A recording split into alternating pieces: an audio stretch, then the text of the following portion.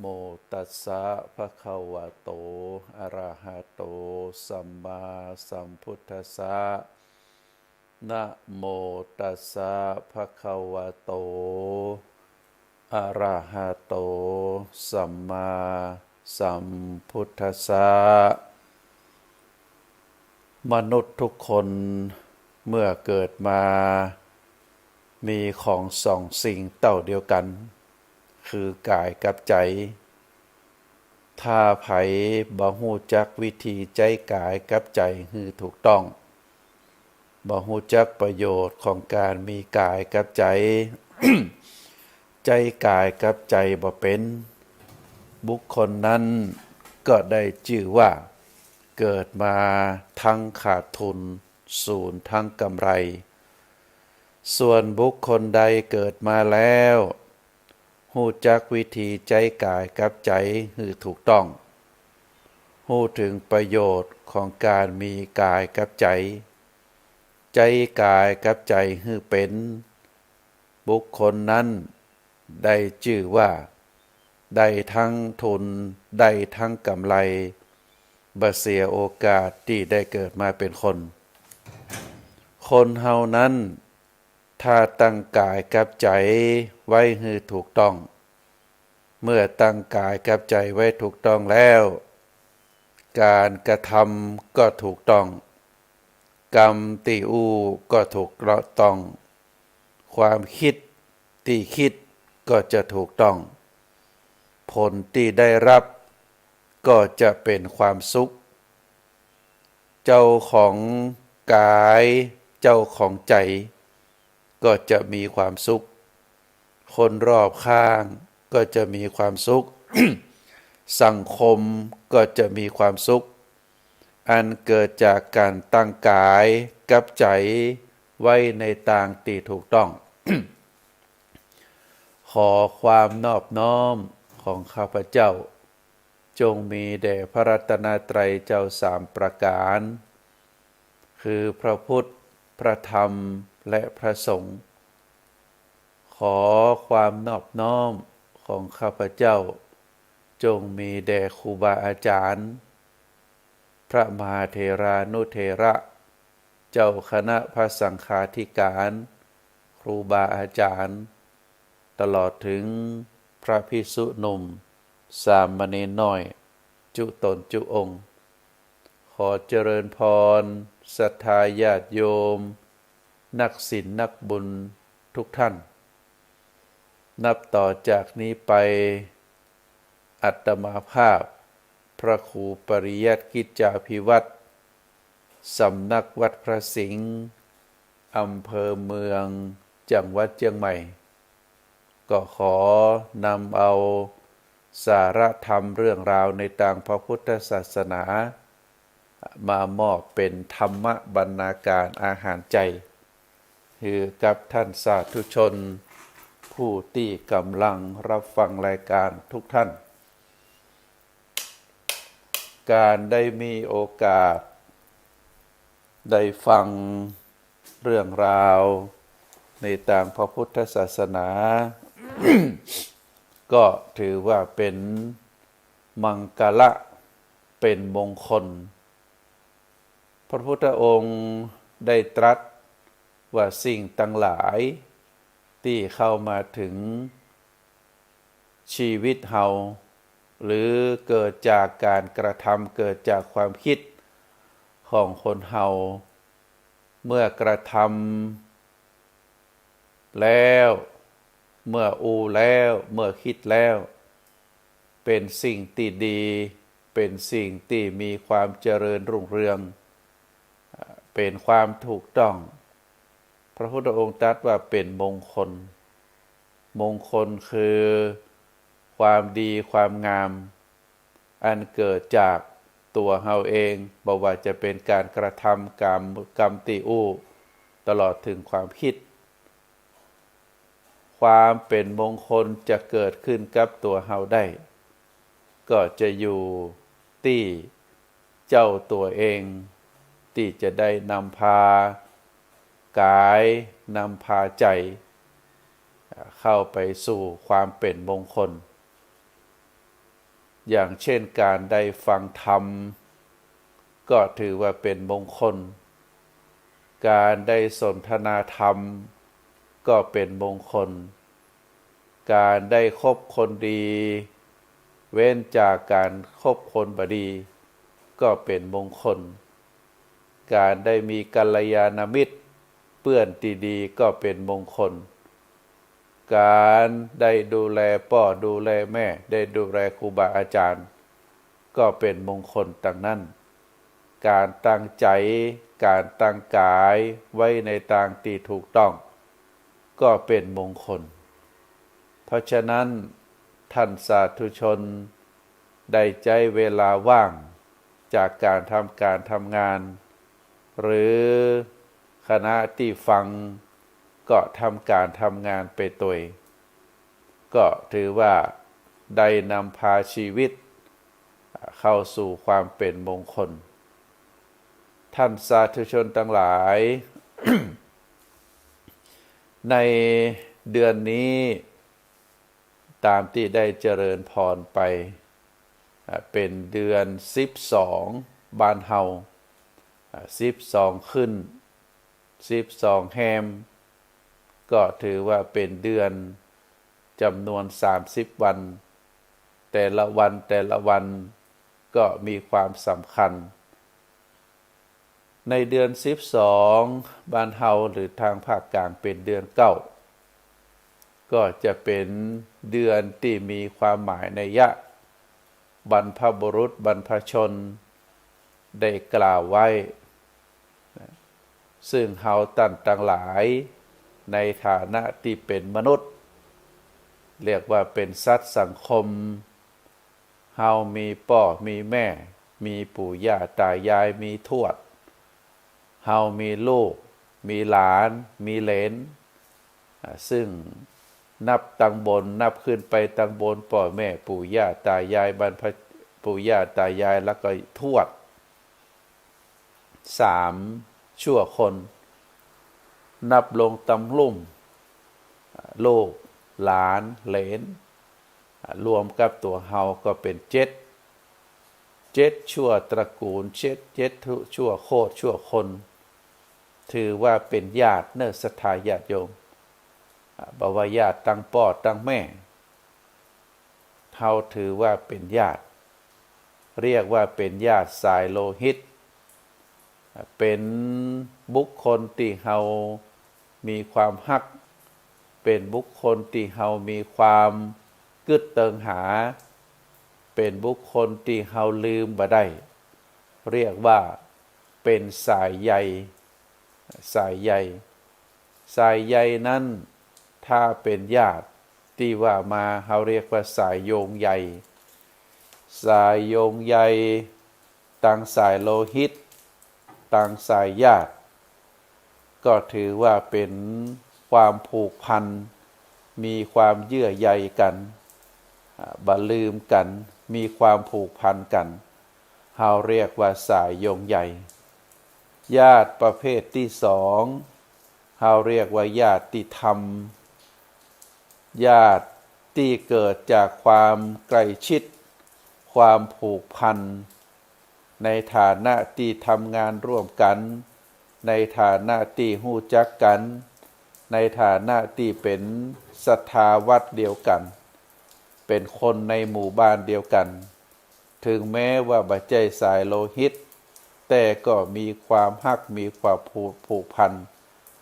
เป็นสายเยื่อใยกันเพราะฉะนั้นเฮาเรียกคนเหล่านี้ว่าเป็นญาติธรรมเป็นญาติธรรมก็มีความผูกพันมีความเยื่อใยเฮาเรียกว่าเป็นสายโยงใยส่วนสายประเภทที่สายใยประเภทที่3นั้นเฮาเรียกว่าสายห่วงใย สายห่วงใยนี้เกิดจากสายโยงใยแล้วก็สายเยื่อใยเมื่อผู้หนึ่งผู้ใดได้ประสบกับความทุกข์ความยากความลำบากเจ็บไข้ได้ป่วยเฮาก็มีความห่วงใยกันไปยื้อไปใจไปเยี่ยม เรียกว่าสายห่วงใยถึงแม้ว่าบุคคลนั้นได้ล้มหายตายจากไปตามหลักสัจธรรมมีการเกิดขึ้นเบื้องต้นมีการแปรปรวนในท่ามกลางมีการสูญสลายไปในที่สุดพระพุทธองค์ได้ตรัสไว้อย่างนั้นเป็นหลักอนิจจังความบาดเตียงแต่แน่นอนซึ่งทุกคนเฮาก็จะมีความตายเป็นที่สุดบรรดาสรรพสัตว์ทั้งหลายเมื่อบุคคลนั้นได้เข้าสู่ความตายได้จากหมู่เฮาไปอย่างบ่มีวันกลับเฮาก็มีความห่วงใยก็ได้ทำบุญสุนทานได้ทานขันเข้าได้ทานธรรมได้ทานสิ่งของไปหวังว่าบุคคลนั้นที่เฮาห่วงใยนั้นเฮาลืมบ่ได้นั้นก็จะมีความเป็นอยู่ที่ดีท่านสาธุชนทั้งหลายคนเฮาคนหนึ่งเมื่อยังมีชีวิตอยู่เมื่อได้ฮู้จักกันบางคนก็ฮู้จักกันนักบางคนก็ฮู้จักกันน้อยถึงแม้ว่าบางครั้งเป็นพี่เป็นน้องเฮาก็บ่ฮู้ว่าความคิดพื้นฐานของเปิ้นเป็นจะได้กระทำไอ้หยังพ่องบางที่บางคนก็อยู่ต่างบ้านต่างจองเพราะฉะนั้นการกระทำกรรมติอูความคิดติคิดของบุคคลนั้นๆเฮาบ่ฮู้ได้อยู่ตลอดเวลาเมื่อเป็นลักษณะแบบนี้พระพุทธองค์ได้กล่าวได้ตรัสไว้ว่าทุกคนนั้นเมื่อมีความตายเป็นที่สุดเมื่อตายแล้วจุติจิตก็คือจิตที่เคลื่อนออกจากร่างเก่าไปปฏิสนธิในสถานที่ใหม่สถานที่ใหม่ภพภูมิใหม่นั้นเราเรียกว่าสัมปรายภพ คือภพภายในเบื้องหน้านะเมื่อไปปฏิสนธิในสัมปรายภพในเบื้องหน้าเฮาก็บอกฮู้ว่าคนเหล่านั้นที่เป็นญาติพี่น้องเฮาได้ล้มหายตายจากไปเกิดในภพภูมิเป็นลักษณะแบบใดไปเกิดในทุกขติภูมิหรือในสุขติภูมิเฮาก็บ่ฮู้เมื่อเป็นลักษณะแบบนี้ก็ทำให้คนทั้งหลายอยากจะฮู้ว่าภพภูมินั้นมันเป็นจะใดพระพุทธองค์ได้ตรัสว่าสุขติภูมิก็คือภพภูมิที่ดีอันได้แก่โลกมนุษย์เทวโลกพรหมโลกมนุษยโลกเทวโลกพรหมโลกสามโลกนี้เฮาถือว่าเป็นภพภูมิที่ดีเป็นสุขติภูมิส่วนแห่งภพภูมิแห่งฝ่ายหนึ่งเฮาเรียกว่าทุกขติภูมิเป็นภพภูมิที่บ่ดีมีความยากมีความลำบากในทุกขติภูมินั้นก็มีสัตว์เดรัจฉานมีนรกมีเปรตมีอสุรกายสี่ภพภูมินี้เฮาเรียกว่าเป็นภพภูมิที่บ่ดีเป็นอบายภูมิเมื่อเป็นลักษณะแบบนี้เฮาจะฮู้ได้จะใดว่าญาติของเฮาต่างหลายบ่ว่าจะเป็นญาติสายโลหิตเป็นญาติต่างธรรมไปเกิดในภพภูมิที่ใดพระพุทธองค์ก็ได้ตรัสบอกว่าเฮาสามารถดูได้จากการกระทำกรรมติอูความคิดติคิดในปัจจุบันในขณะที่เป็นมนุษย์เป็นบุคคลที่ได้ทำคุณงามความดีทำบุญทำกุศลทำประโยชน์ให้ต่อสังคมบุคคลนั้น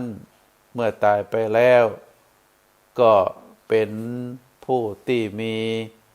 จิตมีใจก็จะดีเพราะได้กระทำดีได้อูดีจิตใจก็จะคิดดีเมื่อจิตใจคิดดีพระพุทธองค์ได้ตรัสว่าจิตเตอสังกิริเถ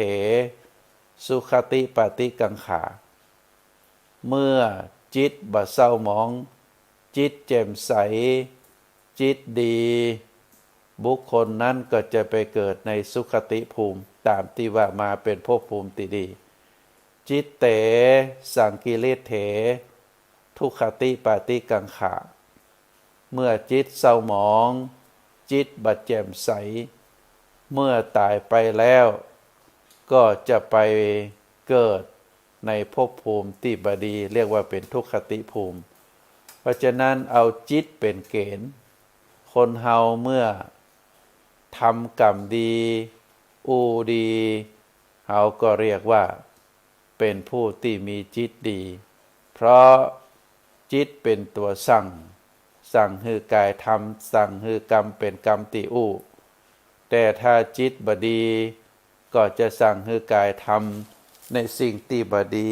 อูในสิ่งที่บดีก็จะเป็นเหตุให้จิตใจเศร้าหมอง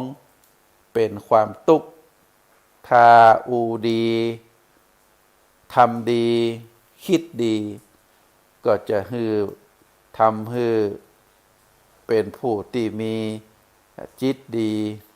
เกิดจากการกระทำกรรมติอูมันจะเป็นเกี่ยวเนื่องกันเนอะศรัทธาญาติโยมเพราะฉะนั้นสังเกตตำนายไต่ตักได้ว่าภัยคนนั้นจะไปเกิดที่ใดโดยเฉพาะก่อนที่จะดับจิตก่อนที่จะดับใจก็ถ้าภัยที่สามารถรักษาจิตรักษาใจได้ก็จะไปเกิดในภพภูมิที่ดีการรักษาจิตรักษาใจได้ก็จะต้องเป็นผู้ที่ประพฤติปฏิบัติในสิ่งที่ดีมาก่อนมีการสวดมนต์ไหว้พระมีการทำทานมีการรักษาศีลมีการฟังเรื่องราวในทางที่ดีในทางพระพุทธศาสนาเมื่อผู้คนทั้งหลายเหล่านั้นได้ทำดีคิดดี จิตก็จะเป็นจิตที่ดีเป็นจิตที่ผ่องใสแต่ถ้าบุคคลนั้นได้ทำกรรมที่บดีได้เป็นบุคคลที่อูในกรรมที่บดีเป็นกรรมที่มดเท็จเป็นกรรมที่หลอกลวงเป็นกรรมที่คือคนทั้งหลายแตกแยกกันส่อคนนั้นว่าคนนี้แล้วก็ทำให้จิตใจก็บดีตยเมื่อกายทำบดีวาจาอูบดีจิตใจก็จะสั่งให้ทำในสิ่งที่บดีเป็นจิตใจที่เศร้าหมองเป็นจิตใจที่เต็มไปด้วยความโกรธความโลภความหลงเมื่อบุคคลนั้นได้เสียชีวิตไปก็แน่นอนย่อมจะนำพาบุญกุศลนำพาไปเกิดในภพภูมิที่ดีบาปอกุศลก็จะนำพาไปเกิดในภพภูมิที่บดี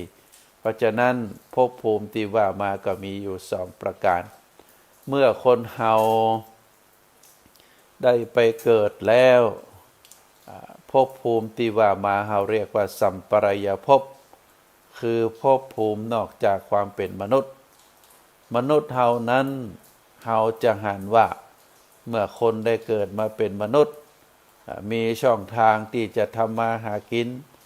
บ่ว่าจะค้าขายบ่ว่าจะเป็นการทำเกษตรกรรมทำไร่ทำนาทำสวนปลูกนั่นปลูกนี่เลี้ยงสัตว์เลี้ยงปลาเลี้ยงไก่เลี้ยงวัวเลี้ยงควายเขาเรียกว่าปศุสัตว์ นอกจากนั้นก็มีการนำเงินนำทองไปแลกเปลี่ยนอาจจะเป็นธนาคารอาจจะเป็น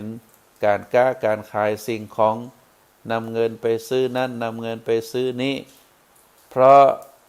สิ่งทั้งหลายเหล่านี้เป็นอาชีพเป็นการกระทำอยู่ในโลกมนุษย์เฮาเห็นกันแต่ว่าในภพภูมิอื่นบ่มีสิ่งทั้งหลายเหล่านี้บ่ว่าจะเป็นเทวโลกบ่ว่าจะเป็นพรหมโลกบ่ว่าจะเป็นสัตว์เดรัจฉานอย่างที่เฮาได้หันถึงแม้ว่าสัตว์เดรัจฉานนั้นจะอยู่ในโลกใบนี้กับเฮาแต่ความเป็นอยู่ของเปิ้นนั้นบ่ได้เหมือนเฮาสัตว์เดรัจฉานบ่ว่าจะเป็นสัตว์ใหญ่สัตว์น้อยสัตว์เล็ก สัตว์บินบนอากาศสัตว์ไต่น้ำสัตว์ทั้งหลายเหล่านั้นบ่สามารถที่จะกระทำเหมือนมนุษย์เฮาได้บ่สามารถที่จะทำบุญทำกุศลบ่สามารถที่จะฮือทานบ่สามารถที่จะรักษาศีลได้เปิ้นก็จะอยู่ของเปิ้นไปตามอัตภาพตามสัญชาตญาณเมื่อสิ้นอายุไขไปก็จะตายไปเหมือนเดียวกับมนุษย์เฮาเปิ้นก็จะไปปฏิสนธิใหม่บ่ว่าจะเป็นพวกนอนที่อยู่ในของเน่าของเหม็นบ่ว่าจะเป็นอยู่ใต้ดินพวกสิ่งสัตว์บ่ว่าจะเป็นไส้เดือนบ่ว่าจะเป็นกิ้งกือบ่ว่าจะอยู่ในน้ำปลาหอยปูต่างๆสัตว์เล็กสัตว์น้อยบ่ว่าจะอยู่ในโคลนตมบ่ว่าจะอยู่บนอากาศบินบนอากาศบ่ว่าอยู่ตามต้นไม้ชายคาบ่ว่าจะอยู่ตามซ่องตามลืบที่ไหนก็แล้วแต่บรรดาสัตว์ดิลฉานทั้งหลายก็ถือว่าเป็นภพภูมิที่ต่ำเป็นอบายะเป็นภพภูมิที่เป็นทุกขติภูมิเปิ้นบ่สามารถที่จะทำการทำงานได้ไม่สามารถที่จะพัฒนาตนเองได้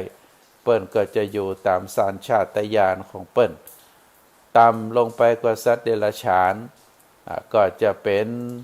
สัตว์นรกเป็นเปรตเป็นอสุรกายซึ่งเฮาบ่สามารถที่จะหันด้วยตาได้แต่ท่านทั้งหลายเหล่านั้นเมื่อไปเกิดในอบายภูมิภพภูมิที่ต่ำหรือจะไปเกิดในภพภูมิที่สูงเปิ้นบ่สามารถที่จะกระทำบุญใดๆเพิ่มขึ้นได้นอกจากจะเสวยบุญเสวยวิบากกรรมที่ติดตัวเปิ้นไปจนสิ้นอายุไขแล้วก็ตายไปเกิดแห่งวงจรชีวิตของสัตว์แต่ละประเภทก็บ่สามารถที่จะเต้ากันได้อย่างยุงเป็นสัตว์ที่เกิดขึ้นจะต้องตายสิ้นอายุไขภายใน7 วันอย่างอีเป็นต้นสัตว์บางประเภทก็2 เดือน3 เดือนสัตว์บางประเภทก็เป็นปี2 ปี3 ปีอย่างอีเป็นต้นก็ถือว่าอายุไขคือการได้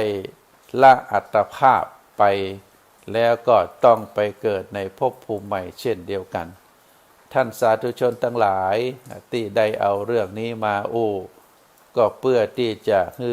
ท่านทั้งหลายได้เกิดความรู้ว่าความเป็นอยู่ของคนเฮานั้นเป็นสิ่งที่เกี่ยวเนื่องมาตั้งแต่อดีตชาติเป็นความเกี่ยวเนื่องมาตั้งแต่อดีตชาติแล้วก็มาจนถึงปัจจุบันแล้วก็จะต้องไปสู่อนาคตคือไปเกิดในภพภูมิใหม่เพราะฉะนั้นความเกี่ยวเนื่องกันเฮาสามารถที่จะปรับปรุงแก้ไขเฮาเกิดมาในชาตินี้ในภพภูมินี้เกิดมาเป็นมนุษย์เฮาก็จะหันว่าบางผู้บางคนเป็นคนมีฐานะดีเป็นคนมีสติปัญญาเฉลียวฉลาดเกิดในครอบครัวที่ดีมีทรัพย์สมบัติพร้อมบางผู้บางคนเกิดมาในตระกูลที่ปานกลางมีความเป็นอยู่ก็พอจะสะดวกสบายถึงแม้ว่าบ่รวยแต่ก็บ่จนก็สามารถที่ยังนำพาอัตภาพให้เป็นไปได้เป็นคนที่มีรูปร่างหน้าตาก็ดูได้บ่ขี้ริ้วบ่ขี้แรง มีร่างกายแข็งแรงดำรงชีวิตอยู่ไปตามอัตภาพบางผู้บางคนเกิดมาในครอบครัวที่ขาดสนเป็นครอบครัวที่ทุกข์ยากร่างกายบางคนก็ดีบางคนก็บ่ดีบางผู้บางคนเกิดมาก็พิกลพิการอวัยวะบ่ครบ32ประการเตี้ยพ่องสูงเกินไปพ่องแข้งขาบ่ดีพ่องตาหูบ่ดีพ่องนิ้วมือแขนขาขาดไปวิ่นไปกุดไปอย่างอีเป็นต้นเพราะฉะนั้นบางผู้บางคนเฮาไปหัน นะก็จะหันนะมีแต่ตัวนะอู้ก็บ่ได้มีแต่ชีวิตไปวันๆบุคคลก็มีสติปัญญาผสมประกอบนะบ่สามารถที่จะช่วยเหลือตัวเองได้บางผู้บางคนก็หน้าตาผสมประกอบแล้วก็สติปัญญาก็บ่ดีตัวตาก็บ่ดีหูก็บ่ดีปากก็บ่ดีเป็นผู้ที่อัปลักษณ์สิ่งทั้งหลายทั้งมวลนี้ที่อูมานี้ก็เพราะเป็นบุพกรรมในศรัทธาญาติโยมเป็นบุพกรรมคือได้เกิดมาที่แตกต่างกันเพราะฉะนั้นเฮาทั้งหลายเมื่อเฮายังมีชีวิตยังฟังสิ่งเรื่องราวได้เรื่องราวต่างๆได้เฮาก็นับว่าเป็นบุญของเฮาก็ยังมีบ้านที่อยู่อาศัยมีกิจการที่เฮาได้กระทำกันเพราะฉะนั้นเมื่อเป็นลักษณะแบบนี้ก็ทำให้เฮานั้นมีความภาคภูมิใจได้ประกอบบุญประกอบกุศลเฮาได้เพิ่งปาอาศัยบุญในภพภูมิต่อไปก็หวังว่าเฮานั้นก็คงจะได้เกิดมาเป็นมนุษย์เกิดมาเป็นคนแหมแล้วก็จะได้ปะกับครอบครัวที่ดีได้มีอวัยวะร่างกายครบ32ประการมีสติปัญญาเฉลียวฉลาดได้ปะกับครอบครัวที่ดีได้ปะกับแม่ที่ดีพ่อที่ดีพี่น้องที่ดีปู่ย่าตายายที่ดีเฮาก็หวังเป็นลักษณะแบบนั้นอันเกิดจากบุพกรรมของเฮาที่เฮาได้ทำในปัจจุบันซึ่งเฮาทำในปัจจุบันแล้วกรรมนั้นบุญนั้นก็จะติดตามตัวเฮาไปบอกว่าจะเป็นบุญเป็นบาปจะนักจะน้อยก็จะติดตัวเฮาไปตลอดอันนี้เป็นหลักสัจธรรมที่พระพุทธองค์ได้ตรัสไว้เมื่อหลักสัจธรรมในเรื่องกรรมพระพุทธองค์ได้ตรัสสอนไว้กรรมังสเตวิภัชชติกรรมนั้นย่อมจำแนกสัตว์คือดีคือเลวคือเป็นคนสมประกอบหรือผสมประกอบอันนี้เพราะแรงกรรมที่คนเฮาได้กระทำนั้นบอกว่าจะเป็นกรรมดีกรรมชั่วก็จะติดตัวเฮาไปตลอดเฮาบ่สามารถที่จะเรียกว่าจะฮื้อล่วงเลยกรรมนั่นไปได้ก็เป็นพระธรรมคำสอนที่พระพุทธองค์ได้สอนให้หมู่เฮาทั้งหลายได้ทราบได้เข้าใจทุกสิ่งทุกอย่างมันมีที่มาที่ไปทุกสิ่งทุกอย่างมีที่มาที่ไปมาจากการกระทำของเฮามาจากกรรมอูของเฮามาจากความคิดของเฮาที่เฮาได้เคยกระทำเคยอู้เคยคิดไว้เพราะฉะนั้นเป็นบุพกรรมเฮาคิดวันนี้แล้ววันพุธก็จะเป็นอดีตไปเรียกว่าเป็นบุพกรรมไปเพราะฉะนั้นก็หวังว่าท่านทั้งหลายก็จะได้เข้าใจในเรื่องสัจธรรมคำสอนของพระพุทธเจ้าซึ่งกรรมนั้นมีถึง12กรรม12ประเภทแต่ละประเภทนั้นก็ทำหน้าที่ของตัวเก่าใน12ประเภทนั้นมีกรรมประเภทหนึ่งเราเรียกว่าเป็นชนะกกรรมกรรมนำมาเกิดกรรมทำหน้าที่นำสรรพสัตว์ทั้งหลายให้มาเกิดบ่ว่าจะเกิดเป็นมนุษย์บ่ว่าจะไปเกิดเป็นสัตว์เดรัจฉานบ่ว่าจะไปสู่นรกไปสู่เปรตอสุรกายหรือจะไปเกิดในเทวโลกพรหมโลกก็เพราะว่าแรงของกรรมส่งให้ไปเกิดจากการกระทำในขณะที่เป็นมนุษย์บางผู้บางคนก็กลับมาเกิดในโลกมนุษย์ใหม่บางผู้บางคนก็กลับไปในอบายภูมิบางผู้บางคนจิตบางดวง ก็ได้ส่งไปอุบัติขึ้นในเทวโลกในพรหมโลกก็แล้วแต่สุดแต่กรรมของแต่ละบุคคลเราเรียกว่าชนะกกรรมประการที่สองกรรมแห่งประเภทหนึ่งที่กู้กันเราเรียกว่าอุปถัมภกกรรมอุปถัมภกกรรมนี้เป็นกรรมอุปถากอุปธรรมบำรุงในศรัทธาญาติโยมเป็นกรรมเมื่อดวงจิตดวงนั้นได้ไปเกิดแล้วถ้าหากมีบุญนักก็จะไปเรียกว่าไปสนับสนุนไปอุปถัมภ์เพื่อบุคคลคนนั้นได้ปะในสิ่งที่ดีได้รับการศึกษาสำเร็จการศึกษาได้ทำการทำงานดีเป็นใหญ่เป็นโตนะก็อุปถัมภ์กันไปบ่ฮือตกทุกข์ได้ยากแต่ถ้าอุปถัมภกรรมนี่น้อยก็จะสนับสนุนคือแล้วถ้าหมดไป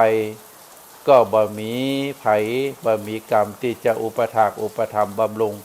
ส่งสนับสนุนก็ทำให้ได้รับความทุกข์ความทรมานเพราะอุปถัมภกรรมนั้นบ่มีนะบางคนเฮาจะหันว่าเกิดในครอบครัวที่ดีแต่ว่า พฤติกรรมก็บ่ดีได้ทุกข์ได้ยากนะคนอื่นพี่น้องคนอื่นได้ดีหมดแต่ว่าบุคคลคนนี้เป็นคนเรียกว่าได้บ่ดีนะเป็นคนได้ทุกข์ได้ยากติดเหล้าเมายาติดการพนันตอนสุดท้ายมาบ้านก็บ่มีที่อยู่เพราะอุปถัมภกรรมนั้นบ่มีมีแต่กรรมที่บ่ดีมาสนับสนุนนะก็เรียกว่าเป็นสิ่งที่เฮาได้ปะได้หันโดยตลอดในส่วนของกรรมสุดท้ายเฮาเรียกว่าอาสันกรรมกรรมเวลาใกล้จะตายถ้าทำกรรมอย่างไว้กรรมนั้นก็จะส่งผลมาให้ก่อนถ้าได้ทำกรรมดีผลก็จะเป็นสิ่งที่ดีในเวลาเฮาใกล้จะตายถ้ากรรมที่บ่ดีก็จะทำให้เฮา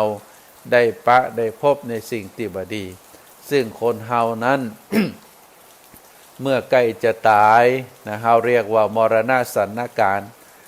ใกล้เวลาที่จะตายอาจจะเป็นนาทีอาจจะเป็นวินาทีอาจจะเป็นชั่วโมงอาจจะเป็นสัปดาห์อาจจะเป็นเดือนหรืออาจจะเป็นปีนะมรณะสันนการนั้นก็จะปรากฏให้คนนั้นได้รู้ว่าเฮาเริ่มที่จะอ่อนแรงเฮาเริ่มที่จะตายแล้วเนอะเมื่อผ่านมรณะสันนการก็จะเข้าไปสู่มรณะสันนวิถีจิตเกิดใกล้ชิดกับความตายเรียกว่าเข้าเขตแห่งความตายวิถีจิตที่อยู่ในมรณะสันวิถีนี้ก็จะต้องตายแน่นอนนะจะต้องตายแน่นอนเราเรียกว่ามรณะสันนวิถีบางผู้บางคนอาจจะหู้สึกตัวบางผู้บางคนอาจจะยกแขนยกขาได้หรือบางผู้บางคนอาจจะบ่สามารถจะยกแขนยกขาได้หายใจรวยรินอันนี้เราเรียกว่ามรณะสันนวิถีก็อาจจะจ้าอาจจะโวยแต่ว่าใกล้ที่จะตายที่สุดแล้วเพราะฉะนั้นวิถีจิตของคนที่ใกล้จะตายนั้นเปิ้นบอกว่าจะเกิดอารมณ์3ประการอารมณ์ที่1เราเรียกว่ากัมมะอารมณ์ที่เกิดจากอำนาจของผลกรรมปรากฏคือระลึกได้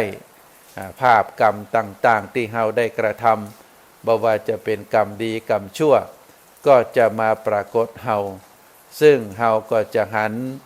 กัมมะอารมณ์นี้นะเป็นอารมณ์ที่บุคคลนั้นกระซับกระส่ายหรือบุคคลนั้นสงบเยือกเย็นจิตใจหน้าตายิ้มแย้มแจ่มใสบางผู้บางคนนั้นก็จะต่อสู้หน้าบิดหน้าเบี้ยวทุกกายทุกตัวเองก็บ่ฮู้สึกหรือบางทีฮู้สึกแต่โดยอารมณ์ที่มากระทบในขณะนั้นก็ทำให้ปรากฏ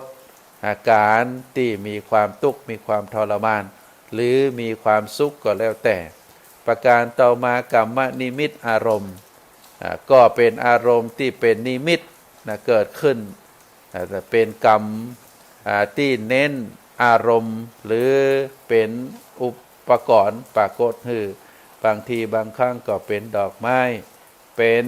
ธูปเป็นเทียนเป็นพระพุทธรูปเป็นโบสถ์เป็นวิหารที่มาปรากฏหรือบางทีก็เป็นศาสตราวุธที่เฮาได้กระทำเป็นปืนเป็นมีดนะเป็นค้อนมาปรากฏให้ได้หันเฮาเรียกว่าเป็นกรรมนิมิตอารมณ์ แล้วก็อันสุดท้ายเรียกว่าคตินิมิตอารมณ์ก็คือเป็นนิมิตต่างๆที่เป็นภาพเป็นหนทางที่จะนำไปเกิดนะเป็นคนต่างที่จะนำไปเกิดเราเรียกว่าคตินิมิตอารมณ์อาจจะถ้าเป็นกรรมดี จะไปเกิดในภพภูมิที่ดีก็อาจจะคันเป็นก้อนเนื้ออาจจะเป็นห้องนอนอาจจะเป็นห้องแอร์เป็นพัดลมเป็นปราสาทราชวังหรือเป็นเฮือนเป็นหอที่มาปรากฏให้ได้หันหรือบางทีก็เป็นไฟเป็นน้ำฮ้อนเป็นธรรมมีความมืดหรือเป็นของเน่าของบูดของเหม็นมาปรากฏให้เราเรียกเป็นคตินิมิตอารมณ์เนื้อสถาญาติโยมเพราะฉะนั้นวิถีจิตที่เกิดอารมณ์ถึง3ประการนี้ก็ด้วยอำนาจของบุพกรรมที่เคยทำมาก่อนเพราะฉะนั้นศรัทธาญาติโยมก็จะต้องระมัดระวังนะในมรณะสันนวิถีวิถีจิตเกิดขึ้นที่เป็นใกล้ชิดกับความตายตอนนั้นแล้วเฮาบ่สามารถที่จะควบคุมจิตได้แต่ก็โดยแรงของกรรมนะเกิดขึ้นเพราะฉะนั้นก็เฮาท่านทั้งหลายต้องระมัดระวังการกระทำในปัจจุบันเนอะบ่ว่าจะเป็นการกระทำทางกายทางวาจาทางใจเฮาเอาศีลเอาธรรมเป็นที่จังที่พึ่งเอาบุญเอากุศลคุณงามความดีเป็นที่จังที่พึ่งศรัทธาถ้าเกิดความกลัวแล้วเฮาก็จะต้องรีบแก้ไขรีบทำตั้งแต่บัดนี้เป็นต้นไปนะว่าเฮาได้กระทำมานั้นเป็นสิ่งที่ดีหรือเป็นสิ่งที่บ่ดีเฮาก็แยกแยะออกฟังครูบาอาจารย์อ่านหนังสือ ดูใน YouTube ในคลิปต่างๆที่ครูบาอาจารย์เปิดได้อธิบายก็เป็นหลักเดียวกันเป็นหลักธรรมในทางพระพุทธศาสนาพระพุทธองค์ได้ตรัสบอกได้ตรัสสอนอยู่ตลอดว่ากรรมังสเตวิภัชชติกรรมนั้นย่อมจำแนกสัตว์คือแตกต่างกันแม้แต่ลูกจากพ่อจากแม่เกิดจากต้องเดียวกันก็มีความแตกต่างกันนิสัยหยาบนิสัยละเอียดบ่เหมือนกันกรรมอูกรรมจาก็บ่เหมือนกันการกระทำกรรมที่อูก็บ่เหมือนกันเพราะกรรมนั้นแตกต่างกันซึ่งกรรมได้จำแนกบางคนก็มีโรคนักอายุสั้นบางคนก็มี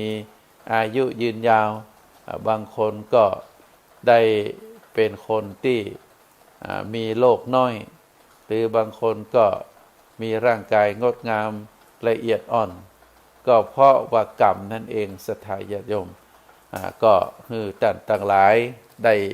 ฟังได้พินิจพิจารณาแล้วก็ที่เอาเรื่องนี้มาที่ได้ปรารภตั้งแต่ต้นก็คือความห่วงใยความห่วงใย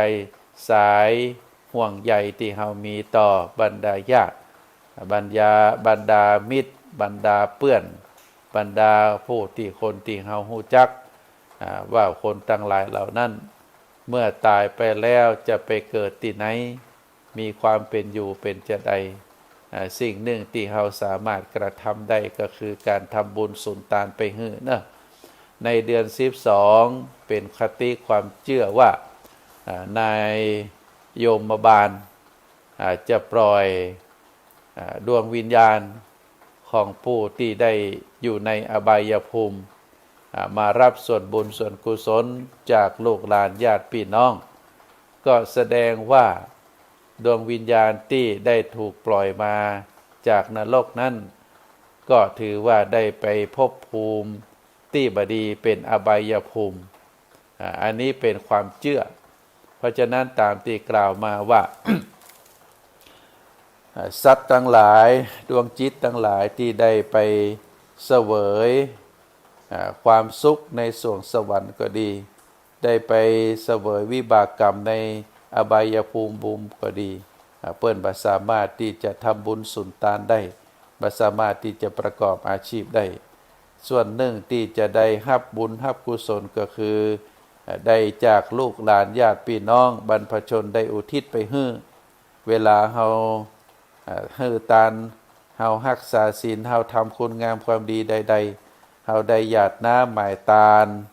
ได้อธิษฐานจิตนะแผ่บุญแผ่กุศลไปให้กับจิตวิญญาณของปีของน้องของครูบาอาจารย์ปู่ย่าตายายให้ท่านทั้งหลายเหล่านั้นได้รับส่วนบุญส่วนกุศลอันนี้ก็ถือว่าเป็นการกระทำของเฮาบุญกุศลเหล่านั้นก็จะไปถึงกับจิตดวงวิญญาณของท่านทั้งหลายเหล่านั้นเมื่อเฮาทำทุกครั้งเปิ้นก็จะได้รับทุกครั้งจะได้รับจะได้น้อยก็อยู่ที่การกระทำของเฮาเนอะการทำทานรักษาศีลการเจริญจิตภาวนาจะทำนักทำน้อยก็อยู่ที่เฮาการให้ทานสิ่งของที่เป็นประโยชน์ก็จะได้บุญนักการให้ทานสิ่งของที่มีประโยชน์น้อยก็จะได้บุญน้อยผู้ที่รับทานจากเฮารับทานจากเฮาไปเป็นคนมีศีลมีธรรมเฮาก็จะได้มีบุญนักเป็นคนมีศีลมีธรรมน้อยเฮาก็จะได้บุญน้อยเฮาการกระทำสิ่งของที่เฮาให้ทานถ้าได้มาโดยซื่อสัตย์สุจริตเป็นสัมมาชีพบ่ได้ลักบ่ได้โกงเปิดมาเฮาให้ทานก็จะได้พลานิสงส์เป็นบุญนักแต่ถ้าเงินทองสิ่งของที่เฮามาทานนั้นได้มาด้วยการโกงการโกงช่อโกงคนอื่นมาก็จะได้บุญน้อยหรือสิ่งใดที่เฮานำมาถวายเกิดจากน้ำเหงื่อเกิดจากแรงงานเกิดจากสองแขนของเฮาก็จะได้บุญนักเฮาได้ซื้อเงินที่ซื้อมาเป็นเงินสุจริตซื้อมาด้วยสุจริตบ่ได้ลักบ่ได้จกของเปิ้นมาก็จะได้บุญนักอันนี้เป็นความเกี่ยวเนื่องกันเนอะศรัทธาญาติโยมเพราะฉะนั้นญาติพี่น้อง ในเดือน12นี้เฮาก็บ่ฮู้ว่าพ่อแม่พี่น้องปู่ย่าตายายลูกเฮาหลานเฮาที่ตายไปเกิดที่ไหนถ้าเปิ้นได้ไปเกิดในสุคติภูมิเฮาทำบุญให้เปิ้นก็บุญนั้นก็จะไปส่งเสริมสนับสนุนของเปิ้นให้ได้มีความสุขนักยิ่งขึ้นแต่ถ้าเปิ้นได้ไปเกิดในอบายภูมิเฮาทำบุญอุทิศไปให้เปิ้นบุญตัวนั้นก็จะไปส่งเสริมสนับสนุนให้เปิ้นได้คลายได้ทุกข์น้อยลงได้เสวยวิบากกรรมน้อยลงอันนี้ก็ถือว่าเป็นทักษิณานุปทานกิจอันเกิดจากการทำบุญอุทิศไปหากับผู้ที่ตายไปเพราะฉะนั้นก็เป็นหน้าที่ของหมู่เฮาเนอะในเดือน12เพ็ง หรือในเดือนอื่นๆในวันอื่นๆเฮาก็จะทำบุญกันทำบุญโดยการให้ทานรักษาศีลเจริญจิตภาวนาประพฤติตัวประพฤติตนให้เป็นคนดีก็ถือว่าเป็นบุญทั้งนั้นนะศรัทธาญาติโยมศรัทธาญาติโยมนักศีลนักบุญทั้งหลายอาตมาภาพขอประกาศรายนามผู้ที่ได้ร่วมทำบุญในการถวายทานข้าวสารนะที่ได้ประชาสัมพันธ์ไปว่าที่วัดพระสิงห์โรงเรียนธรรมราชศึกษาได้มีการทำบุญถวายทานข้าวสาร พร้อมที่จะ นำข้าวสารนำจตุปัจจัยไตรยทานแต่ละบาทแต่ละสตางค์ได้นำไปทำเป็นอาหารกลางวันอาหารเพลภัตตาหารเพลแล้วก็อาหารกลางวันภัตตาหารเพลก็ถวายแด่ลูกเนนที่มาเรียนหนังสือ ก็ได้จัดถวายเปิ้นไปส่วนลูกหลานที่เป็นนักเรียนชายนักเรียนหญิงเฮาก็ทำอาหารเลี้ยงเปิ้น ก็เป็นลูกหลานคนเมืองเฮาลูกหลานคนไทยเฮาที่มาเรียนหนังสือโดยบุพกรรมของคนตั้งหลายเหล่านั้นเปิ้นเกิดมาในครอบครัวที่บ่ร่ำรวยบางคนก็พอมีอันจะกินอันนี้เปิ้นช่วยเหลือตัวเองได้แต่บางคนก็เป็นลักษณะพ่อแม่รับจ้างรายวันหาเจ้ากินค่ำบางทีก็เป็นลูกกำพร้าอยู่กับพ่อคนเดียวอยู่กับแม่คนเดียวอยู่กับปู่ย่าตายายพ่อแม่ไปตี้คนละตี้อย่างเป็นต้นหรือบางทีเกิดมาก็บ่ได้ปะพ่อปะแม่บ่ได้ปะปู่ย่าตายายมีคนอื่นเปิ้นเก็บมาเลี้ยงแล้วก็เมื่อใหญ่โตขึ้นมาเมื่อถึงวัยที่จะต้องศึกษาห้ำเฮียน บุคคลทั้งหลายลูกหลานเหล่านั้นก็ได้ถูกส่งมาเฮียนที่โรงเรียนศรัทธาญาติโยมสถานการณ์เศรษฐกิจณปัจจุบันเฮาก็ฮู้กันเป็นอย่างดีตั้งแต่หลายปีที่ผ่านมาตั้งแต่เกิดโรคโควิด แล้วก็ ได้มาสู่สถานการณ์ณปัจจุบันก็บางผู้บางคนเปิ้นก็ยังตั้งตัวบ่ได้บางผู้บางคนก็รับจ้างรายวันงานมีพ่องบ่มีพ่องบางผู้บางคนเปิ้นก็อดอยากอันนี้ก็เกิดจากเศรษฐกิจเกิดจากบุพกรรมถ้าเปิ้นมีบุญมีกุศลเปิ้นก็คงจะได้ไปปะกับครอบครัวที่ดีครอบครัวที่พอจะมีอันจะกินเปิ้นก็จะได้รับการสนับสนุนได้ห้ำเฮียนที่สูงขึ้นแต่ว่าเปิ้นเกิดตั้งหลายลูกหลานตั้งหลายเหล่านี้เกิดมาในตระกูลค่อนข้างจะยากจนเฮาตั้งหลายก็ถือว่ามีโอกาสได้ช่วยเหลือได้ฮือตานโดยเฉพาะเรื่องเข้าป่าอาหาร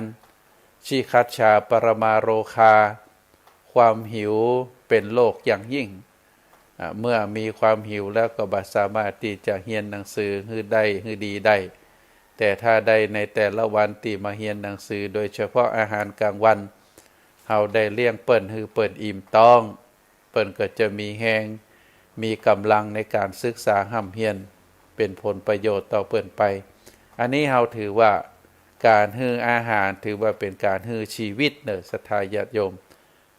สัตว์ทั้งหลายมนุษย์ทุกคนที่มีชีวิตอยู่ได้ก็เพราะว่ามีอาหารเป็นเครื่องหล่อเลี้ยง ก็จึงได้จัดโครงการอาหารกลางวันขึ้นในที่ได้ประชาสัมพันธ์นี้ก็คือได้ทำบุญทานข้าวสารผลที่เกิดจากการทำบุญทานข้าวสารในเดือน12เฮาก็สามารถที่จะอุทิศส่วนบุญส่วนกุศลเพื่อไปหากับจิตดวงวิญญาณของญาติพี่น้องที่ว่าได้ถวายทานแล้วก็หยาดน้ำหมายทานตั้งใจอุทิศส่วนบุญส่วนกุศลบางผู้บางคนบ่สามารถที่จะมาทานด้วยตัวเองได้ก็โอนปัจจัยมาก็ขออนุโมทนาส่วนหลายผู้หลายคนที่เปิ้นมาได้เปิ้นก็มาทานเนอะได้ถวายทานเมื่อได้ถวายทานเสร็จเรียบร้อยแล้วก็ได้หยาดน้ำหมายทานก็ถือว่าได้บุญเหมือนเดียวกันนั่นนะได้บุญเหมือนเดียวกันเพราะว่าอยู่ที่เจตนาของเฮาโครงการทานข้าวสารนี้ยังบ่หมดเด้อเนอศรัทธาญาติโยมทุกผู้ทุกนามที่มาวัดพระสิงห์สามารถถามหาได้แล้วก็สามารถที่จะทานสำรับได้นะสำรับใหญ่500บาทสำรับน้อย250นะก็มีข้าวสารมีเครื่องปรุงอาหารมีน้ำดื่มข้าวสารอาหารแห้งก็เป็นปัจจัยหรือเป็นสิ่งของวัตถุทานอันหนึ่งที่เราสามารถที่จะกระทำได้ก็ขอน้อมเจริญพรศรัทธาญาติโยมจะมาวันใดก็มาได้ถ้าจะมาก็ถ้าจะฮือดีก็ จะได้ปะกันสนทนาธรรมกันก็ขอได้โทรมาก่อนเนอะ0892642485ถ้าโทรมาก่อนก็จะได้ปะกันสนทนาธรรมกันได้หู้จักกันมีหลายผู้หลายคนที่ได้มาตานแล้วตะวาก็มีมากันก็ขออนุโมทนาบุญขอประชาสัมพันธ์นะเต้าที่รวบรวมชื่อได้ตอนนี้ ที่ได้มาตานก็ดีได้โอนมาอันนี้ส่วนมากจะเป็นโอนมานะที่มาตานแล้วก็ได้ปะได้พบกันแล้วมีแม่อุ้ยปันนะมีแม่อุ้ยปันสีโปธาบ้านน้ำแพร่หางดงนะอันนี้คือลูกเปิ้นได้โอนมาเป็นเงินจำนวน500 บาทได้หับเรียบร้อยแล้วเนอะแม่อุ้ยปันเนอะแม่อุ้ยปันสีโปธาบ้านน้ำแพร่หางดงได้ร่วมบริจาค500 บาท น้องคิรินบ้านออนไตสันกำแพงได้โอนปัจจัยมาจำนวน299 บาทได้หับเรียบร้อยแล้วเนอะน้องคิรินก็ขออนุโมทนาบุญถึงแม่อุ้ยปันสีโปธาถึงน้องคิรินนอกจากนั้นก็มีแม่สีพันจันตานนท์พร้อมด้วยครอบครัวลูกหลานอันนี้ก็ได้โอนปัจจัยมาจำนวน500 บาทแม่แสงจันทร์ไผ่ศรีนะแม่แสงจันทร์ไผ่ศรีถ้าจำบ่ได้ถ้าจำประพิษก็เป็นบ้านป่าไผ่สันทรายเนอะอันนี้คุณแม่ได้โอนปัจจัยมา250 บาทได้ปูจาข้าวสารจำนวน1 ชุดแล้วก็แม่เพนซิรินะแม่เพนซิริชัยซาวนะก็ได้บริจาคโอนปัจจัยมา250 ได้ปูจาข้าวสารแล้วก็คุณพิจิตราปัญญาประเสริฐนะคุณพิจิตราปัญญาประเสริฐอยู่แถวหน้าโรงพยาบาลนครพิงค์อันนี้ก็ได้โอนปัจจัยมา300 บาทอันนี้เป็นผู้ที่ฟังรายการแล้วก็ได้ร่วมทำบุญในการถวายทานข้าวสารวัดพระสิงห์โรงเรียนธรรมราชศึกษา ในเดือน12นะก็ยังมีอยู่ไปตลอดท่านใดที่มีความประสงค์ก็เจริญพรได้ในส่วนที่ได้ร่วมกันมาตานพร้อมกันก็คือได้กระทำไปเมื่อวันที่8เมื่อในวันที่8เดือนกันยายนเป็นวันอาทิตย์ที่8นะก็ได้ทำไปได้ตานไปผู้ที่มาร่วมนะส่วนผู้ที่บ่ได้มาร่วมก็ได้โอนปัจจัยมาก็ดีก็ยังสามารถจะกระทำได้นะจนสิ้นเดือน12เราถือว่า12เป็ง12แฮมก็ยังเป็นโอกาสที่เราจะได้ทำบุญสุนทานถวายทานข้าวสารอาหารแห้งต่างวัดต่างโรงเรียนก็ยังได้จัดเตรียมไว้คือท่านสำหรับที่จะทานหรือถ้าบ่สามารถที่จะมาได้จะโอนปัจจัยมาทำบุญก็ยังได้อยู่เนอะก็ยังสามารถทำได้อยู่ก็ขอเจริญพรคือศรัทธาญาติโยมได้ทราบได้รู้ได้เข้าใจในการทำบุญในครั้งนี้ตามที่ได้ประชาสัมพันธ์ไปก็ขออนุโมทนาบุญหมดเวลาหมดแล้วอาตมาภาพขอนำรายการจากท่านสาธุชนไปก่อนไว้โอกาสหน้าเราก็จะได้ได้พบกันแฮมเรื่องราวต่างๆที่ได้นำมามาจาในวันนี้จุดมุ่งหมายก็เพื่อที่จะให้ศรัทธาญาติโยมนักศีลนักบุญได้ทราบได้รู้ได้เข้าใจได้อนุโมทนาบุญ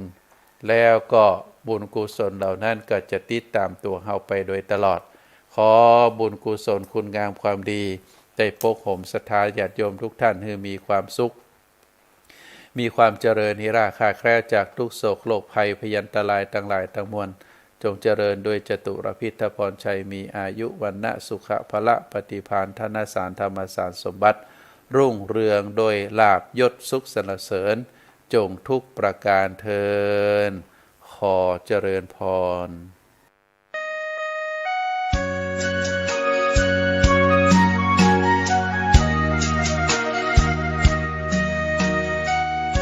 ธรรมสัญ